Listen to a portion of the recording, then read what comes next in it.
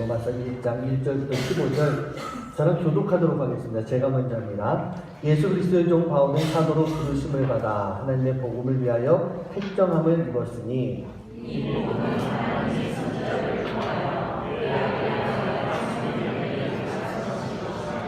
그의 아들에 관하여 말하면 육신으로는 다윗의 혈통에서 나셨고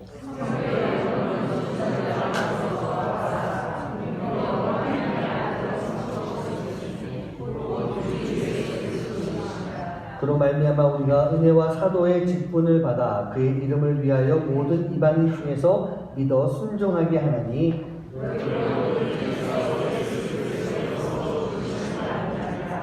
로마에서 하나님의 사랑하심을 받고 성도로 부르심을 받은 모든 자에게 하나님 우리 아버지와 주 예수 그리스도로부터 은혜와 평강이 있기를 원하노라.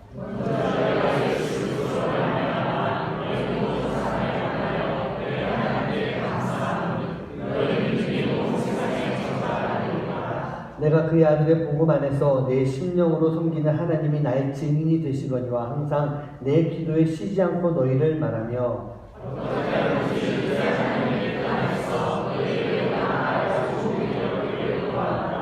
내가 너희 보기를 간절히 원하는 것은 어떤 신령한 은사를 너희에게 나누어 주어 너희를 견고하게 하려 함이니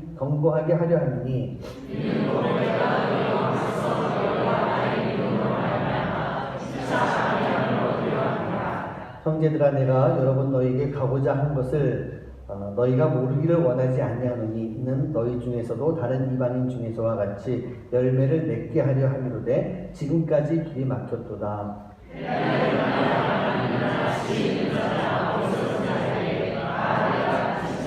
다같이 합니다. 그러므로 나는 하시는 대로 로마에 있는 너희에게도 복음 전하기를 원하노라. 아멘.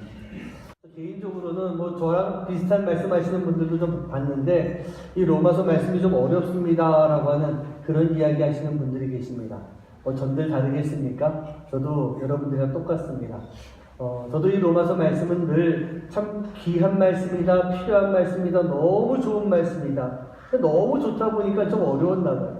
늘 언제나 제 마음속에 로마서는 좋으면서도 부담이 되는 그런 말씀이었는데 하나님께서 이 로마서 말씀을 통해서 여러분들과 함께 나누라고 하는 그러한 하나님의 메시지가 있는 것 같습니다. 늘 제가 그러죠. 설교 준비 제가 하는 거 아니라고요.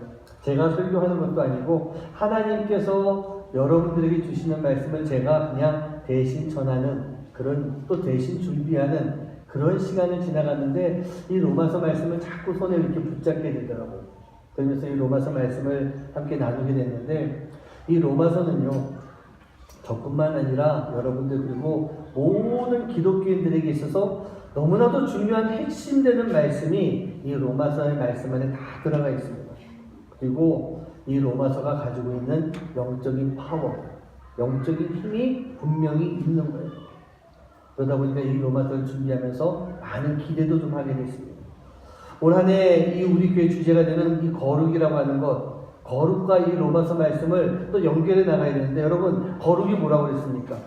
구별되는 것, 구분되어지는 것입니다. 이쪽으로 구별된다라고 하는 것은 여기에 속해 있다가 빠져나와서 이쪽으로 옮겨지는 것입니다. 그 여기에 있다가 이렇게 구별이 되려고 하는 것은요, 뭔가 여기랑 다른 모습이 되지 않고는 구분될 수가 없다는 겁니다. 우리가 이 로마서 말씀을 통해서 온전한 믿음이 세워지기 위해선 지금의 나의 모습이 변화되지 않고는 우리의 믿음을 온전하게 세워갈 수가 없다는 겁니다.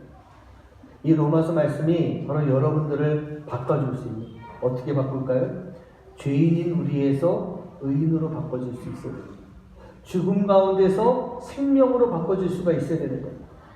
이제 우리는 죽을 수밖에 없는 죽어야 되는 인생이지만 죽는 것이 아니라 사는 것으로 바뀔 수 있는 그런 모습이 되어야 되는 거예요. 그렇게 살아갈 수 있는 것, 그 모습대로 살아가는 것, 그게 바로 거룩한 삶을 살아가는 그런 모습이기 때문에 오늘부터 그 주제를 가지고 오늘부터 5월까지 한 2달 좀 더 되는 그 15주 시간 동안은요 로마서를 통해서 본 나라고 하는 주제를 가지려고 합니다. 올 한 해 주제 2019년 설교 주제가 로마서의 은혜입니다. 로마서를 통해서 우리에게 주시는 은혜, 그 은혜 가운데서 처음으로는요 나를 먼저 돌아볼 수 있는, 로마서를 통해서 나를 볼 수 있는 그런 시간이 됐으면 좋겠습니다. 그리고 6월 한 달 지나고 7월, 8월, 8주 동안은요, 이 로마서에 나타난 하나님의 의, 하나님의 뜻, 그 주제를 가지고 우리를 향하신 하나님의 뜻이 무엇인지, 그리고 여러분들을 향한 하나님의 뜻이 무엇인지, 이 세상을 향한 하나님의 뜻이 무엇인지를 알아볼 수 있는 그런 시간을 가지려고 합니다. 9월 한 달 지나서 10월부터 12월 말까지는요, 마지막 주까지는 로마서로 배우는 영성이라고 하는 주제. 여러분들 영성을 뭐라고 생각하십니까? 뭐가 영성일까요? 바로 그 영성은요, 바로 기독교인의 삶이에요. 지금 여러분들이 살아가는 모습이 바로 영성이 되어야 되는 것입니다. 이 로마서에서는요, 이 믿음뿐만 아니라 이 믿음에 대해서 어떻게 살아가야 되는가라고 하는 그 말씀이 후반부에 나오게 됩니다. 그래서 마지막 이 3달 동안에는요, 로마서를 통해서 배우는 영성에 대한 그 말씀을 함께 나눌 수 있도록 그렇게 하겠습니다. 또 이렇게 제가 시리즈를 준비하면서 36주의 설교를 이게 9분만 좀 적어놨어요. 프레임만 이렇게 만들어놨어요. 그러고 난 다음에 가제목도 이렇게 좀 붙여놨습니다. 그런데 시리즈 설교를 하다 보면 제일 늘 걸리는 게 뭘까요? 절기가 걸리더라고요. 우리 4월에 있을 그 고난주간 부활주일, 그 다음에 또 뭐 강림절, 감사절, 여러 가지 그 절기들이 걸리게 되는데 제가 준비하다가 살짝이 놀랬습니다. 저는 절기를 생각하지 않고 그 주제만 가지고 쭉 해놨는데요. 고난주간의 그리스도의 피에 대한 말씀이 잡혀져 있고요. 부활주일에는 부활로 연합하는 삶, 그 삶이 잡혀져 있어요. 그리고 감사절도 강림절, 제가 준비하고 생각하는 그 말씀들하고 이게 잘 맞아 떨어지는 것 뿐만 아니고요. 제가 지금 오늘 연말에 있을 성탄을 위해서 기도하며 준비하는 게 있습니다. 계획하는 게 있는데 그거와도 이 말씀 마무리하면서 너무나도 맞아 떨어지는 거예요. 그런 모습을 이렇게 보면서, 진행되는 모습을 보면서 제가 이렇게 막 떨리기도 하고요. 올 한 해 이 로마서의 말씀을 하나님께서 지금 우리 교회에게 주시는 그런 말씀이 분명하구나, 그런 생각을 하게 됐습니다. 이 로마서 말씀, 믿음에 대해서, 또 로마서의 말씀을 통해서 주시는 은혜, 그 은혜가 여러분들에게 충만하게 임할 수 있는 그런 시간, 그런 삶이 되시길 간절히 소원합니다. 이 로마서는요, 역사적으로만 봐도 많은 일들을 이뤄냈던 그런 말씀이었습니다. 먼저 이 로마서가, 지금 뭐 그 당시 처음 만들어질 때 로마서가 아니고 로마에 보낸 편지였겠죠. 사도 바울이 로마 교회에 보낸 편지를 통해서 로마 교회가 변화되면서 결국은 그 로마가 변화되고, 제가 지난번 설교 때 말씀드렸어요. 단 9%의 크리스찬들을 통해서 로마가 기독교 국가가 되는 역사가 일어났어요. 놀라운 역사적인 사건이 있었습니다. 중세 이 교회들이, 캐톨릭 교회들이 부패되고 잘못된 길을 걸어갈 때 이 로마서의 말씀을 통해서 종교 개혁이 일어나며 오직 믿음으로, 오직 성경으로 돌아가자라고 하는 그런 운동이 만들어졌습니다. 시간이 지나가면서 이 교회 안에도, 신앙 안에도 자유주의, 인본주의 신앙들이 나타날 때마다 언제나 이 로마서의 말씀은요, 오직 믿음이었습니다. 오직 믿음이었습니다. 많은 역사를 이끌어가는 그런 말씀이었기 때문에 오늘 여러분 개인의 역사뿐만 아니라 우리 교회의 역사, 우리의 사회의 역사, 이 현 시대 자체를 바꿔줄 수 있는 그런 귀한 말씀이라고 저는 분명하게 믿고 싶습니다. 여러분들도 그 마음을 가지고 이 로마서의 말씀을 함께 잘 보시면서, 이 로마서의 말씀이 여러분 개인을 바꿔주고, 우리 공동체와 우리 교회를 바꿔주고, 우리 교회가 바뀜으로 인해 이 지역과 이 주변 환경들, 이 나라가 바뀌어가는 그러한 삶 가운데 이 로마서가 쓰임받고 여러분들 한 분 한 분이 쓰임받을 수 있는 그런 시간 되시기를 주님의 이름으로 간절히 축원합니다. 오늘 로마서 처음 시작하다 보니까 좀 서론이 좀 길었습니다. 오늘 첫 번째 시간 첫 말씀은요, 복음을 위하여 라고 하는 그런 말씀을 좀 나눴으면 좋겠습니다. 여러분, 복음을 위하여 라고 하는 그런 이야기를 들을 때 여러분 마음 가운데 어떤 분위기가 떠오르십니까? 복음을 위하여 깊이 묵상하고 기도하는 그런 모습이 떠오르십니까? 아니면 좀 힘찬 모습 떠오르지 않습니까? 제가 이걸 꼭 한번 해보고 넘어갔으면 좋겠다 싶은데, 여러분 2분이 돼도 좋고 3분이 돼도 좋습니다. 한번 대충 짝을 잡으시고, 도저히 난 짝이 없다면 혼자 하셔도 괜찮습니다. 어떻게 하시냐면요, 손을 딱 드시는 겁니다. 한번 들어볼까요? 손 다 드세요. 다 드시고, 자, 대충 짝을 잡으셨으면 옆에 분하고 뭘 할까요? 하이파이브를 한번 딱 해보세요. 자, 한번 해보세요. 하이파이브 딱 해보세요. 자, 그러면서 외치는 겁니다. 복음을 위하여! 시작! 자, 다시 한번 더 힘차게. 복음을 위하여! 제가 생각한 것과는 좀 다른 분위기가 나옵니다. 마치 그냥 뭐 따르고 위하여 하는 그런 느낌처럼 들리는데, 여러분 마음 가운데요, 정말 이 결연한 의지를 가지고 이 복음을 위하여라고 하는 그러한 마음, 또 그 삶을 살아갈 수 있는 여러분들 되시길 주님의 이름으로 간절히 축원합니다. 여러분들은 복음이 무엇이라고 생각하십니까? 빨리 한번 생각해 보세요. 복음이 뭐라고 생각하세요? 그리고 한번 대답해 보세요. 그러면은 뭔가 하나가 나오는 게 있겠습니까? 요즘 저희도 이제 성경 공부를 이렇게 하고 있지 않습니까? 저도 성경 공부하고 우리 그 부목사님들도 같이 이렇게 파트를 나눠가지고 성경 공부를 하고 있는데 질문을 할 때가 있어요. 그래서 제가 뭔가 주제를 가지고 뭐 집사님 이거 뭐라고 생각하세요? 이게 뭔 것 같습니까? 그러면 늘 대답이 똑같아요. 그러니까, 그게 뭐더라? 뭘로, 어떻게 말해야 되지? 이게 그냥 답이에요. 근데 그게 저는 그렇게 몰라서가 아니에요. 알고 있어요. 알고 있는데, 머릿속에 많은 것들이 들어가 있어요. 다 알고 있는데, 정작 이것을 탁 내어뱉기가 쉽지 않은 그런 모습이에요. 제가 여러분들께 복음이 무엇이냐고 물었습니다. 여러분 아는 거 많이 있을 거예요. 그런데, 딱 대답하라고 그러면 안 나오는 거. 이게 지금 우리의 모습인 것 같아요. 복음이 무엇이냐? 오늘 말씀 속에서 정확한 답 한 가지를 말씀드리겠습니다. 자, 1절, 2절 말씀 보겠습니다. 우리 같이 한 목소리로 합독합니다. 시작.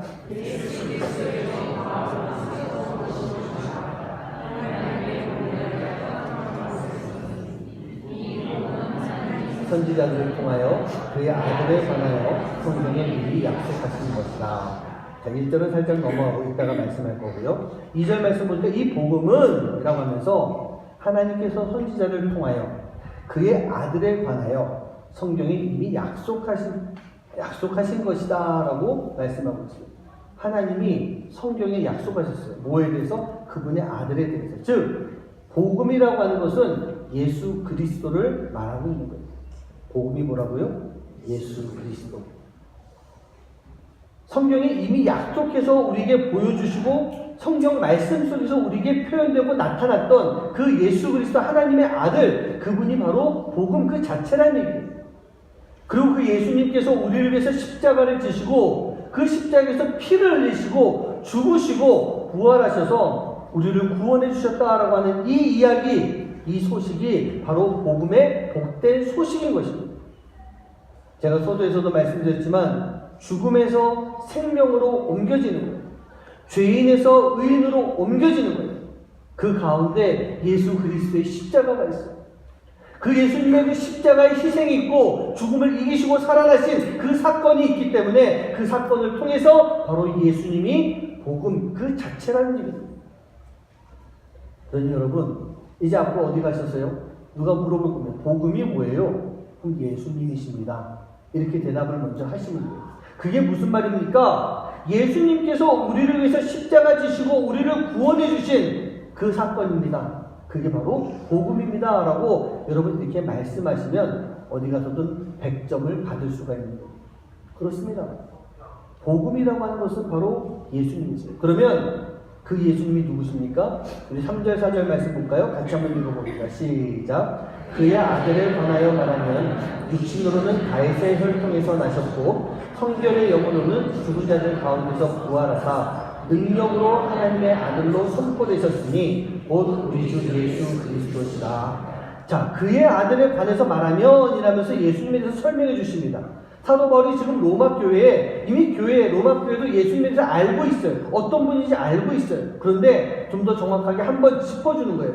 예수님이 누구시냐? 육신으로는 다윗의 혈통이다. 즉 예수님은 인간으로 이 땅에 오신 예수님이시다라고 하는 것. 그것을 먼저 이야기해 주고 있어요. 그래서 그 예수님께서는 분명히 우리와 똑같은 성정을 가지시고 우리처럼 주무시고 밥도 주시고 피곤함을 느끼시고 그리고 십자가에 못 박히셨을 때는 예수님 또 고통과 아픔을 느끼시는 죽음의 그 괴로움까지 느끼시는 인간 예수님이셨다. 그런데 그 예수님이 하나님의 영광 가운데 부활하셔서 죽은 권세를 이기시고 부활하셔서 우리에게 구원을 베풀어 주셨다라고 합니다. 우리에게 새 생명을 주셨다라고 합니다. 이것을 분명하게 이야기하고 있는 거예요. 인간 예수가 없었다면 복음이 이루어질 수가 없습니다. 인간 예수님은 있었는데 하나님의 아들이 없었다라고 한다면 이 복음은 이루어질 수가 없는 거예요. 다른 말로 뭡니까? 복음은요, 예수님의 인성과 하나님의 신성이 함께함으로 인해서 그 둘이 하나가 되었을 때 거기서부터 복음이 시작되고 있는 거예요. 그렇습니다. 복음은요, 바로 예수님 그 자체가 복음이에요. 그렇다고 한다면 우리는 그 예수님 앞에, 그 복음 앞에 무릎을 꿇을 수가 있어야 됩니다. 예수님 앞에만 무릎을 꿇는 것이 아니라 그 예수님의 이야기, 예수님의 사건이 된 복음 앞에도 우리는 분명하게 무릎을 꿇을 수 있어야 돼요. 왜냐? 그 복음 앞에, 그리스도 앞에 우리를 예수님의 것으로 만드셨기 때문에, 예수님의 것으로 세워주셨기 때문에. 6절 말씀 보면은 예수 그리스도의 것으로 우리를 부르셨다라고 하는 그런 말씀이 나와 있어요. 사랑하는 부모님들, 오늘 여러분들이요, 오늘 이 자리에 나와서 예배하는 것은 예수님이 여러분들을 부르셨기 때문에 이 자리에 나와서 예배할 수가 있는 것입니다. 그리고 여러분들이 예수님의 것이 됐기 때문에, 예수님의 소유가 되었기 때문에 이 자리에 나올 수 있는 것이고, 그런 여러분들이 하나님 앞에 무릎 꿇고 예배할 수 있는 그러한 모습이 될 수가 있는 거예요. 오늘 그 예수님의 부르심 가운데 나와서 예배한 여러분들 위해 복음의 놀라운 역사들이 여러분 한 분 한 분 위에 충만하게 넘쳐나시기를 주님의 이름으로 간절히 축원합니다. 놀라운 사건 아닙니까? 우리는 죄인이에요. 어떤 죄인인지 아십니까? 하나님을 떠나가 버린 죄인이에요. 그런 죄인인 우리를 하나님께서 불러주셨어요. 일로 와라. 우리 교회를 칠게요.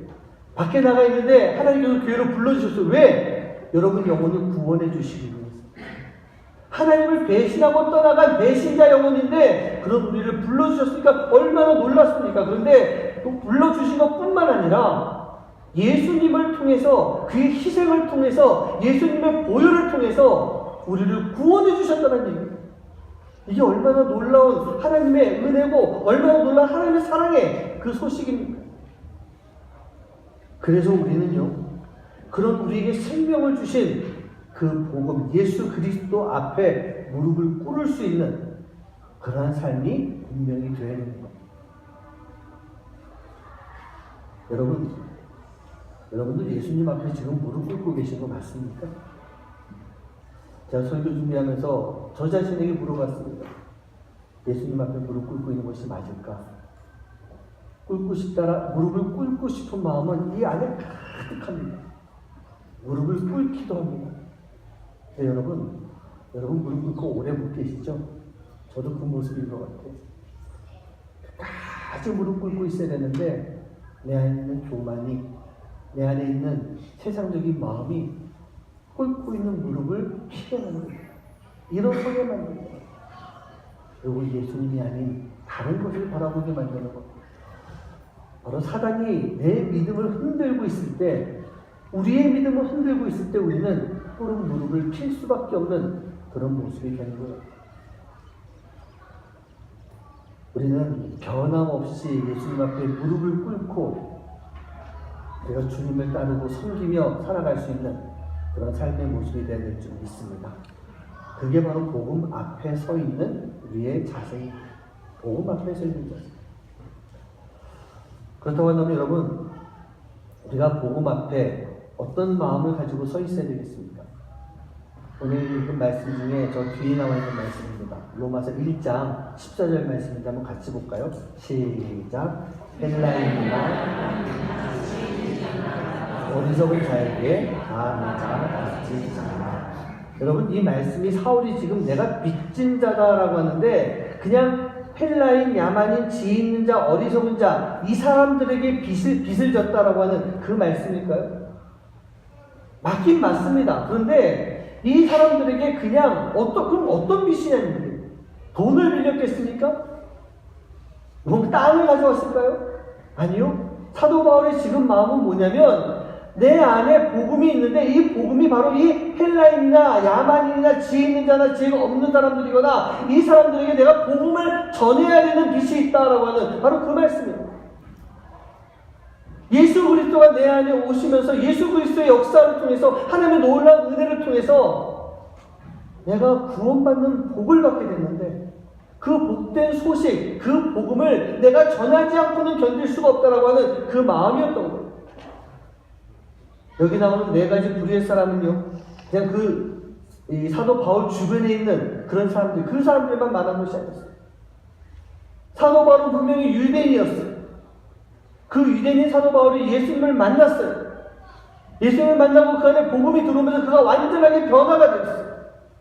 그냥 변한 것이 아니라 감당할 수 없는 은혜, 그 은혜가 가득하고 있기에, 마음속에 차고 넘치고 있기에 그것을 감당할 수가 없어서 복음의 빚진 자다. 내가 이 복음을 누군가에게 나눠야 되는데 헬라인, 야만인, 지혜가 있는 사람, 지혜가 없는 사람 뿐만 아니라 세상의 모든 사람들에게 내가 이 복음을 전하지 않고도 못 견디겠다라고 하는 그런 복음의 빚진 자의 마음을 가지게 됐던 거예요.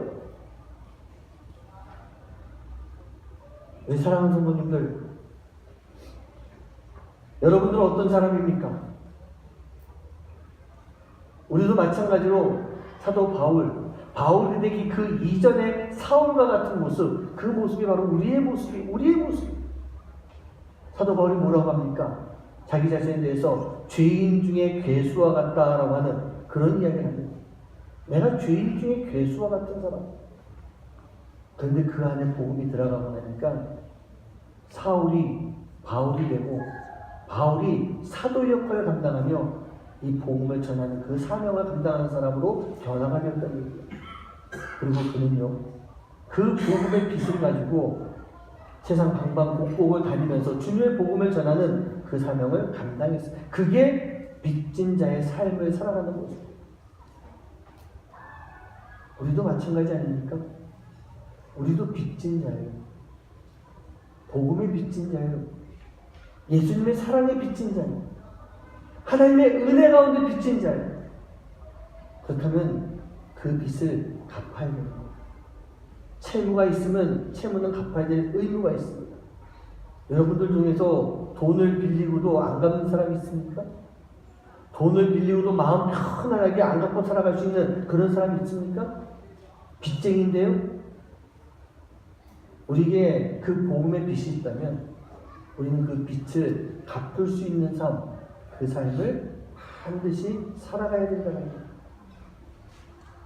그래서 사도 바울이 그 빚을 갚기 위해서 자기 자신에 대한 정의를 내리게 됩니다.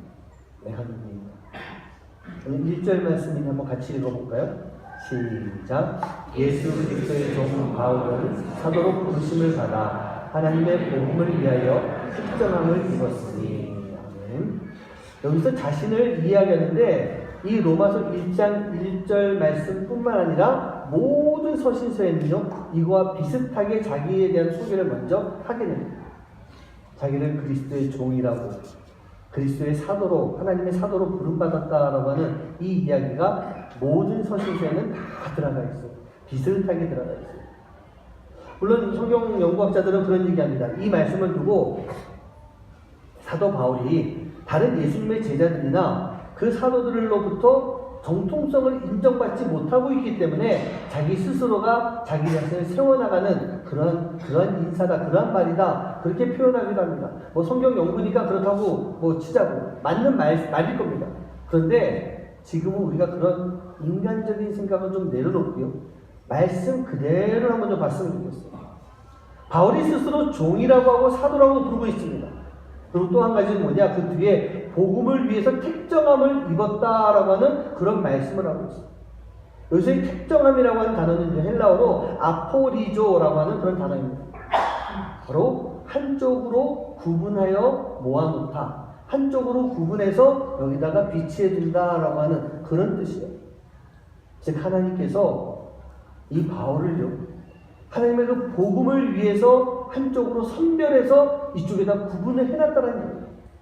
여기에 막 섞여있는 여러 사람들 가운데서 하나님의 특별한 부름에 따라 하나님의 특별한 부르심에 순종하고 이곳에 특정함을 받은 구분되어져 있는, 조금 더 표현을 하면 구분되어져서 지금 대기하고 있는 그런 사람, 사도 바울이 바로 그런 모습이라는 거예요. 사도 바울 스스로가 복음을 위해서 내가 구분되어진 사람이다 라고 그렇게 이야기하는데, 뭐로 구분이 되어졌습니까? 바로 그리스도의 종으로 구분되어지고 하나님의 부르심을 받은 사도로 구분되어졌다. 본인 스스로가 그렇게 이야기하고 있어요. 저는 이 말씀을요, 자기 자신에 대해서 인정받기 위해서 한 말이다 라고 생각할 수도 있지만, 그거보다 더 큰 의미가 이 종과 사도 안에 분명하게 들어가 있는 거예요. 복음에 대한 자신의 고백, 그 고백이 그 안에 들어가 있는 것입니다. 그 고백을 하고 있는 거예요. 여러분, 종이 무엇입니까? 흔히 말하는 노예입니다. 자기 인생을 살아갈 수가 없는 사람입니다. 자기 주장도 할 수 없는 인간으로서 권리나 특권 따위 아무것도 누릴 수 없이 다 주인에게 빼앗겨 버려서 내가 할 수가 없는 사람입니다. 뭐라고 할 수가 없어요. 단 주인이 시키는 일만 하게 되는 그 사람이 바로 종이라는 일입니다. 그 어떤 사람이 종이 되기 원하겠습니까? 그 누구도 종이 되고 싶지 않은 거예요. 하나님도 이스라엘 백성들이 애굽의 노예가 되었을 때, 바벨론 포로가 되었을 때 그들을 그 노예 생활, 종의 생활 가운데서 건져주셨습니다. 사도 바울이 갈라디아서 5장 1절에서 갈라디아 교회 성도들에게 보내는 편지에서 이렇게 말합니다. 그리스도께서 우리를 자유롭게 하려고 자유를 주셨으니 그러므로 굳건하게 서서 다시는 종의 멍에를 매지 말라. 자기는 종이 되어놓고선 이 갈라디아서 5장 1절에서는요, 종의 멍에를 매지 말라. 그렇게 말씀하고 있어요. 물론 이 말씀은요, 갈라디아 교회 안에는 율법주의자들에게 해주는 말씀입니다. 너네가 율법에 매이지 말라라고 하는, 율법의 종이 되지 말라는 그런 말씀인 거예요. 그런데 율법의 종이 되지 말라라고 하면서 그는요, 그 자신이 그리스도의 종, 즉 복음의 종이 되기를 원하고 있는 그런 말씀을 하고 있는 거예요. 왜 그럴까? 왜 사도 바울이 복음의 종이 되기를 원하고 있었을까? 바로 그 사도 바울은요, 그 복음의 능력을 확실하게 알고 있었기 때문에, 다른 말로 하면 예수 그리스도에 대해서 너무너무나도 잘 알고 있는, 자기가 직접 경험한 예수님이기 때문에 그 예수님 앞에 내가 종이 되겠습니다라고 고백할 수 있는 그런 모습이었어요. 여러분 살아가면서 여러분 주변에 여러분 인생을 걸 수 있을 만큼 믿을 수 있는 사람, 그런 사람이 있지 않습니까? 때로는 있습니다. 뭐 없기도 하겠지만 그런 사람이 내 주변에 있어요. 그럼 어떡합니까? 내 인생을 다 바쳐가지고 이 사람을 믿고 따르는 그런 삶을 살아갈 때가 많이 있어요. 복음이 그와 비교할 수 없을 만큼 우리가 믿을 수 있는 대상입니다. 예수님이 바로 그분이신 것입니다. 내 인생을 온전히 그분에게 걸 수 있는 그런 믿음, 그런 마음을 우리가 가지고 있어야 되는 거예요. 사도 바울 마음속에 그것이 있었기 때문에 그는 기꺼이 아주 결연하게 그리스도의 종, 복음의 종이다라고 고백을 할 수 있는 거예요. 종에게는요, 두 가지가 필요합니다. 첫 번째는 자기 주장이 없어야 됩니다.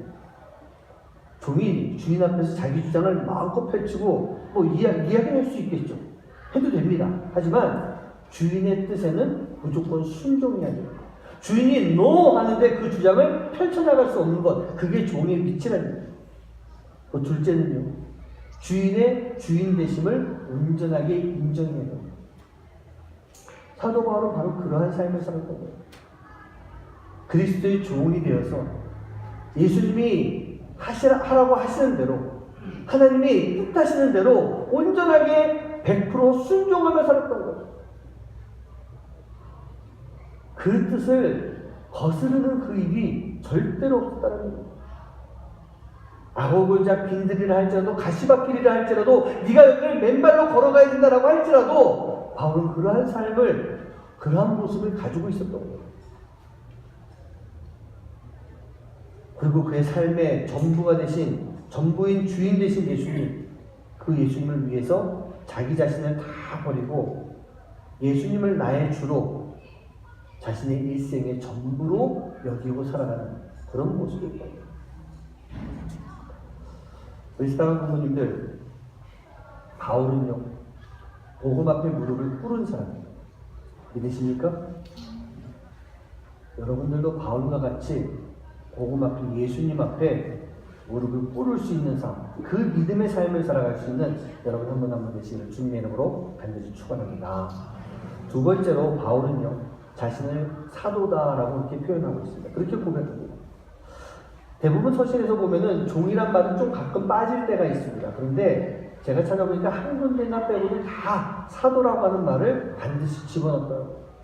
내가 사도로 부름받았다라고 하는 그런 말씀입니다. 여러분, 근데 이 사도는요, 내가 선택할 수 있는 것이 절대로 아닙니다. 뭐 그런 사람은 없겠지만 내가 종이 되고 싶으면 종은 될 수가 있습니다. 가능하죠. 그렇게 하는 사람은 아마 없을 겁니다. 하지만 종이 되고자 하면 종은 될 수가 있습니다. 하지만 사도는요, 하나님이 부르시지 않는 이상은 절대로 사도가 될 수가 없다는 얘기입니다. 사도 바울은 사울 시절에 다메섹 도상에서 하나님의 부르심을 받았어요. 예수님의 콜링을 받은 사람이에요. 그럼 거기에서 예수님이 주시는 사명을 받게 됐던 것입니다. 하나님의 부르심이라고 하는 것, 물론 이 부르심은요, 특별한 사람에게 해당되는 그런 부르심일 줄 믿습니다. 그런데 성도님들, 오해하지 마시기 바랍니다. 이 앞에 서 있는 목사라고 서 있는 저나, 또 이 안에 계신 뭐 선교사라고 부름 받으시는 선교사님들이나 이런 분들만 하나님의 부르심의 대상일까요? 하나님의 부르심이 있는 것이었을까요? 그래서 이 자리에 있겠습니까?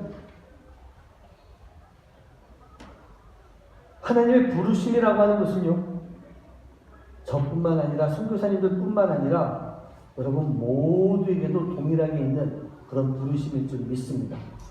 저는 목사로 부름받았어요. 그래서 이곳에서 지금 목회를 하고 있어요. 이게 저의 사명이에요. 선교사로 부름받았어요. 이 케냐 땅에 와서 저 오직 깊숙한 곳까지 들어가서 거기서 선교 사역을 감당하고 있는 것, 그게 하나님의 부르심이고 그게 사명이에요. 그렇다고 한다면 오늘 이 자리에 계신 목사도 아닌 선교사도 아닌 우리 성도님들 무엇이겠습니까? 여러분들 부르심 받는 게 아닐까요? 아니요. 여러분 기억하시기 바랍니다. 여러분들은요, 성도로 부르심을 받았습니다. 믿으십니까? 성도, 제가 알기로 거룩한 성자에 무리도자를 씁니다. 즉 여러분들은요, 거룩한 무리로 부름을 받아서 특정함을 입은, 즉 구분되어서 하나님께서 따로 분류해 놓으신 그런 사람들, 그런 하나님의 자녀, 여러분들이 바로 그런 모습이라니, 성도로 부름받은 모습. 그렇다고 한다면 저는 목사로 부름받았기 때문에 목회를 해야 됩니다. 선교사로 부름받았기 때문에 선교해야 됩니다. 그럼 성도로 부름받았다면 우리는 분명히 하나님의 자녀로서의 삶을 살아가고 있어야 되는 거예요. 그게 나에게 주어진, 여러분들에게 주어진 사명이에요. 여러분들 마음 가운데 질문해 보시기 바랍니다. 나는 지금 하나님의 자녀로서의 삶을 잘 살고 있는가? 내가 지금 하나님 자녀로서의 삶을 살고 있는가?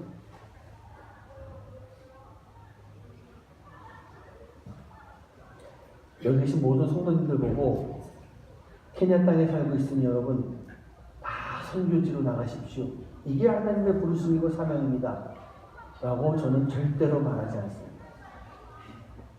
선교는 선교사에게 주어진 거고, 목회는 목사에게 주어진 거고, 하나님 자녀의 삶은요, 바로 남아있는 여러분 모두에게 주어진 그런 사명입니다. 바울이 고백합니다. 나는 지극히 작은 자고 죄인 중에 괴수다. 그런 나를 하나님께서 살려주셨다. 그랬기 때문에 나는 복음을 전하는 그런 삶을 살겠다. 그렇게 고백하는 거예요.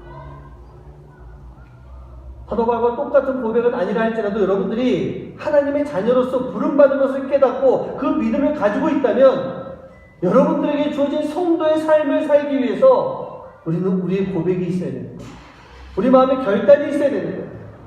그리고 그 결단을 가지고 그것이 사명이라고 하는 분명한 믿음을 가지고 십자가의 예수님을 전할 수 있는, 십자가를 통해서 우리에게 복음을 주신 그 예수님을 전할 수 있는 삶, 그 예수님을 나눌 수 있는 삶, 그 삶을 살아가는 모습이 바로 여러분들에게 주어진 사명이라는 것을 잊지 말아야 된다는 거예요. 잊지 마셔야 됩니다. 우리는 성도입니다. 하나님의 자녀의 삶을 살아가야 되는 성도라는 거예요. 그 삶을 살아가는 것, 그게 바로 복음을 위하여 살아가는 그런 삶의 모습이기 때문에.